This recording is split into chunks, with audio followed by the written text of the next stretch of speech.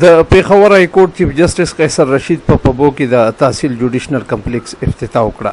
په دې مهال ججان، زاړه او نوموړي وکیلان، د نوخار ډیپټي کمشنر، ډیسټریکټ پولیس افسر، اس ډي پی او پبو، ډي ایچ او نوخار او نور انتظامی او عوامي مشران موجود وو. دا خبره دی پټاږي چې پبو په کال 2008 کې تحصیل جوړ شوی دی او د پبو د تحصیل ټولو مقدمو له خلک نوخار ته تله د کمی د کبله چې د ټول تحصیل ولسته د تګ راتګ ډیر زیات تکلیف و. د تحصیل کورټ د افتتاحي غونډې په مهال په خپلو خبرو اترو کې چیف جسټس قیصر رشید وویل چې د تحصیل کورټس په جوړېدو به اوس د ټول پبو تحصیل ولسته انصاف زر او په خپل کور کې ترلاسه شي.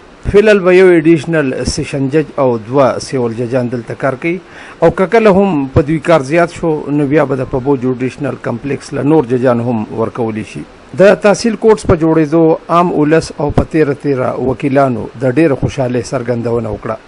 اشتیا خبره ډېره تاریخي موقع ده چې نن د موږ د دلته د تحصیل عدالتونو افتتاح چیف جسټس قیصر رشید صاحب وکړه. تر اوسه پورې بار کوششونو باوجود بیا هم چې دی نو دا دغه د کورس دلته نو راغلی. یو خو دا علاقه ډېره غریبه ده، د نوخار ته تلل تکلیف مو او دلته کې هغه ځای کې دغه ورته ګراني به وه، مطلب په هغې وجه به دی ته تکلیفات وو. نن د الله په فضل سره او د قیصر رشید صاحب چې جسټس پېښور های کورټ په هغه باندې مرسته باندې نن دلته افتتاح شو. د دې ټوله فایده چې ده هغه عوامو ته ده، ځکه موږ وکیلان یو، موږ خو کیس هر ځای کې موږ تقسیم شو، کله به نوخار ته ځو، کله به پبو کې موږ ته دا تکلیف دی. خو د دې کوم چې عوام دی د پبو دا غریب عوام چې دی ته په کور باندې د کور په دغه باندې په درشل باندې انصاف ملاویږي. چې دا څومره کیسونه د هغه چې دي دا 3 تاڼې دي، پبو، جلوزو او اکبرپوره، دا چې څومره کریمینل کار دی، څومره کیسونه دلته پینډینګ وو، دا ټول دلته راشیف شو. په نوخار کې دې وخت کې ټوټل کیسونه 1100، په دې کې سده پاسه 15000 کیسونه صرف د پبو تحصیل. مطلب دا دی چې د پبو تحصیل ډیر زیات هغه مقدمات دي او دلته کې 3 ججه راغه حضرت ستکار شروع شو.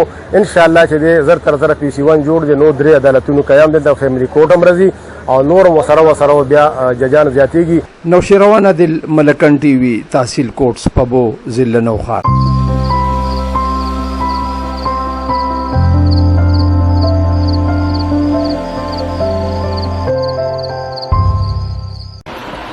मेरा नाम डॉक्टर ख्वाजा यूनुस औरंगज़ई है। मैं as a consultant psychiatrist central prison Peshawar में अपना ड्यूटी सर अंजाम दे रहा हूँ।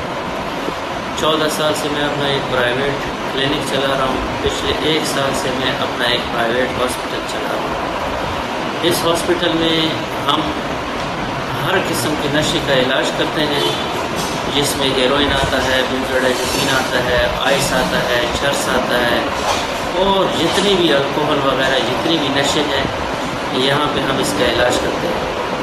और इसके अलावा जो है जहनी अमराज जो हैं, जो भी जहनी अमराज है जिसमें सीवियर मेंटल इलनेस है या आम एंजाइटी और डिप्रेशन है, उसका भी हम यहाँ पे कामयाब तरीके से इलाज कराते हैं।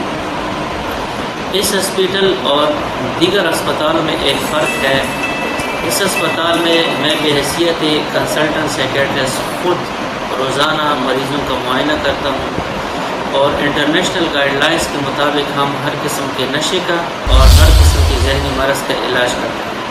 हमारे पास यहाँ पे क्वालिफाइड स्टाफ है, जिसमें क्वालिफाइड और ट्रेंड पैरामेडिकल स्टाफ और एक qualified psychologist, psychiatrist, social worker और एक ट्रेंड नर्सिस की सहूलत है।